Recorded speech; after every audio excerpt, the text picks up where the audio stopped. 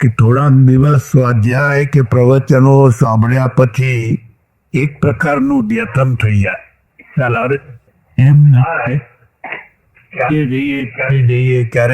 ક્યારે સાંભળીએ. તો આ વ્યસન બંધનમાં કે નહીં, પણ બંધનથી છૂટવા અમારે કંઈક તરફ છે.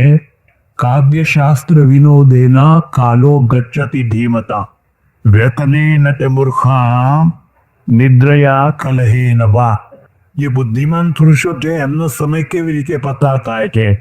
તો કાવ્યશાસ્ત્ર વિનોદેન, કાવ્યનો વિનોદ કરે અથવા કોઈ શાસ્ત્ર હોય જેમાં એને રુચિ હોય, રસ હોય, એમાં વિનોદ કરે તો કાવ્યશાસ્ત્ર વિનોદેન. નીતિકારે તો એટલું લખ્યું છે, પતિ અને પત્ની બે વિદ્વાન હોય, બંને સાક્ષર હોય, તો પછી બે હિંચકા ઉપર બેઠા બેઠા કાવ્યની ચર્ચા કરે, શાસ્ત્રની ચર્ચા કરે, પણ બે વિદ્વાન હોય તો, અને ક્ષત્રિય હોય તો, ક્ષત્રિય સમજો, તગડો અમને તગડો, તો આ જુદી છે.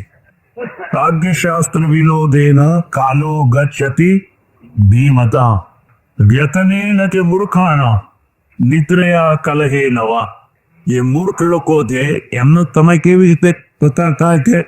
વ્યતને નવરા બેઠા બેઠા કઈ ને કઈ વી ઉપર વી ચલમ ઉપર વ્યતને ન તે મૂર્ખા, અથવા હું ક્યાં કરે નિદ્રયા, અથવા કલહે નવા, ખટપટ કરે તો ઝઘડા થાય. આ રીતે સમય પસાર થાય.